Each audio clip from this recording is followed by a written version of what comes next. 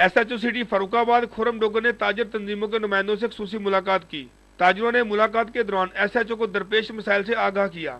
इस मौके पर गुफ्तगू करते हुए खुर्रम डोगर का कहना था, जराइम का खात्मा अवाम के तावन के बगैर मुमकिन नहीं। मुल्ज़िम कितना ही बासर क्यों ना हो, कानून की गिरफ्त से नहीं बच सकता। DPO शेखपुरा की हिदायत पर फर्रुखाबाद में अमन व अमान की फिजा कायम रखने के लिए कोई कसर नहीं उठा रखेंगे। स्ट्रीट क्राइम की रोकथाम के लिए पुलिस एहलकार मामूल के मुताबिक गश्त पर मामूर रहेंगे। शहरियों को कोई मसाइल हुए हैं जिनके साथ कोई इशू बने हैं, उनकी FIRs भी होंगी और उनके लिए पूरी कोशिश करेंगे कि सबको इंसाफ मिले, तहफ़्फ़ुज़ मिले और अदम तहफ़्फ़ुज़ का कोई शिकार ना हो।